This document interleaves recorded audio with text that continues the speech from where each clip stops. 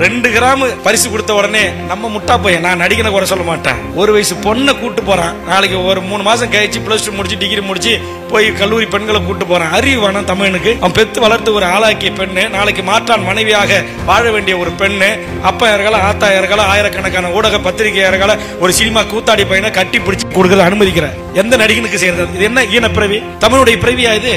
அப்படியே விஜய் அண்ணா எப்படி இதெல்லாம் பெற்றோர்கள் அனுமதிக்கிறீங்க? இதுவா தமிழ் சமூகம்? இதா தமிழுடைய பாரம்பரியம்? இதா வீரகுல பெண்கள் வாழ்ந்த மண் தமிழர் நிலம் என்கிறான். எந்த கூத்தாடி பையனுக்கு பிறந்த நாளா இருந்தா உங்களுக்கு என்ன?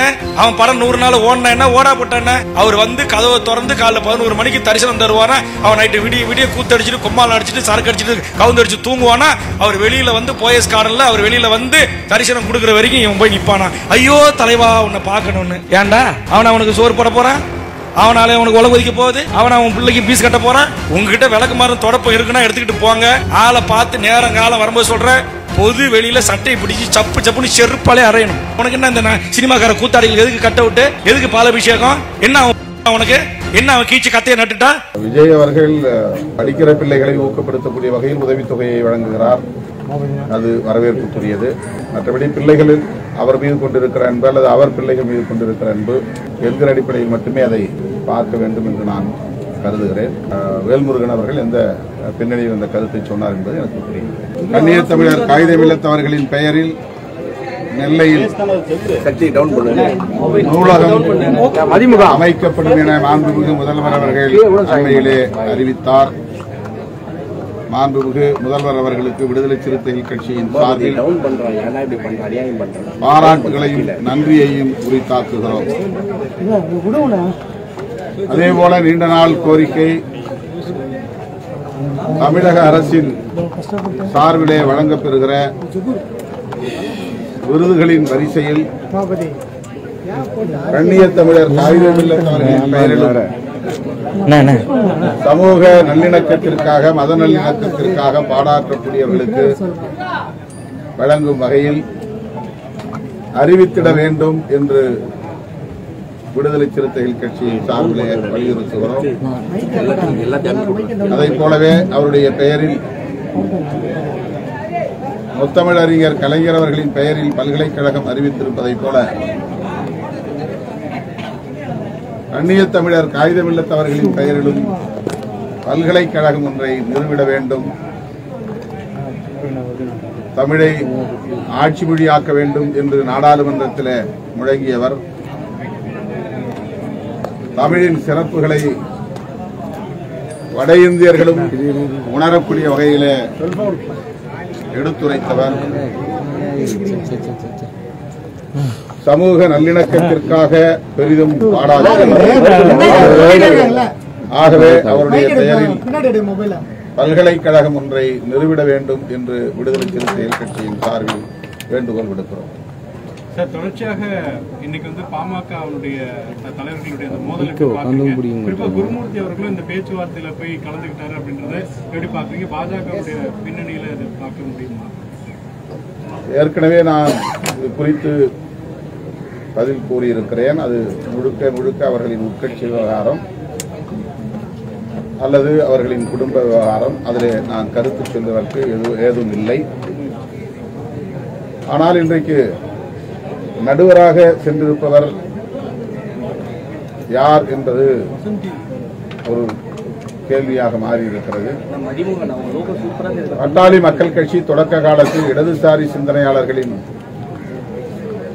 யோகோபித்த வரவேற்பை பெற்றது, ஆதரவை பெற்று வளர்ந்தது, எழுச்சி பெற்றது. ஆனால் இன்றைக்கு வலதுசாரி அரசியலுக்கு அவர்கள் முழுமையாக போய்விட்டார்கள் என்பதை உணர்த்தக்கூடிய வகையில் இந்த பஞ்சாயத்தார்களின் முயற்சி வெளிப்படுகிறது. பாட்டாளி மக்கள் கட்சி இடதுசாரி அரசியலால் தான் எழுச்சி பெற்றது என்பதை இன்றைக்கும் ஜனநாயக சக்திகளாக இருக்கிற அனைவரும் நன்கு அறிவர்.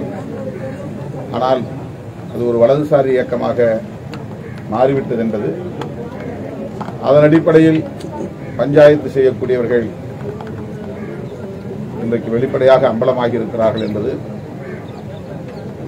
தமிழ் மக்களுக்கு வெளிச்சமாகி இருக்கிறது. தமிழக வாழ்வுரிமை கட்சித் தலைவர் வேல்முருகன் வந்து விஜய் அவர்களுடைய அந்த உதவித்தொகையை வந்து கடுமையாக விமர்சனம் செஞ்சிருக்கிறாரு. பெண் பிள்ளைகளை வந்து தவறா கூட்டுட்டு போயிட்டு இந்த மாதிரி வந்து முத்தம் கொடுக்கறது, கட்டி பிடிக்கிறது, இந்த மாதிரிலாம் செயல்படுத்துறாங்க பெற்றோர்கள் அப்படின்னு சொல்லி அந்த கடுமையான விமர்சனத்தை எப்படி பாக்குறீங்க?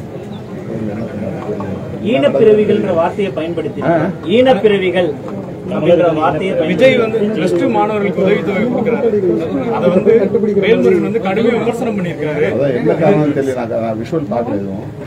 என்ன அதுல விஜய் என்ன செய்யறாரு? விஜய் வந்து நன்கொடை கொடுக்கிறாரு. அதுல வந்து அவங்க ஹக் பண்றாங்க பாத்தத்துல அண்ணன்ற முறையில. அப்படி இருக்கும் பொழுது அதை வேல்முருகன் மேடை பேச்சில் ஒன்று பேசும்பொழுது இந்த மாதிரி கலாச்சார சீரழிவு அது போன்ற செயல்பாடுகள்ல பெற்றோர்களே வந்து இது பண்றீங்க, உங்களுடைய பிள்ளைகளை கூட்டு போறீங்க, 3 வருடத்துல கல்யாணம் நடக்கும் போது இப்படிப்பட்ட சூழல்ல எது சரியா இருக்குமான்ற மாதிரி ஒரு விமர்சனம் பண்ணியிருக்காரு. தெரியல, அவர் எந்த கான்டெக்ட்ல சொல்லியிருக்கிறாரு எனக்கு தெரியல. விஜய் அவர்கள் படிக்கிற பிள்ளைகளை ஊக்கப்படுத்தக்கூடிய வகையில் உதவித்தொகையை வழங்குகிறார். அது வரவேற்புக்குரியது. மற்றபடி பிள்ளைகளில் அவர் மீது கொண்டிருக்கிற அன்பு அல்லது அவர் பிள்ளைகள் மீது கொண்டிருக்கிற அன்பு என்கிற அடிப்படையில் மட்டுமே அதை பார்க்க வேண்டும் என்று நான் கருதுகிறேன். வேல்முருகன் அவர்கள் எந்த பின்னணியில் இந்த கருத்தை சொன்னார் என்பது எனக்கு புரியும்.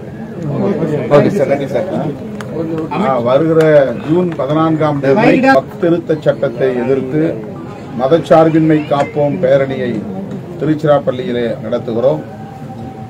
வக்ஃப் திருத்த சட்டம் என்பது முஸ்லிம்களுக்கு எதிரானதல்ல, அரசமைப்பு சட்டத்திற்கு எதிரான தாக்குதல்.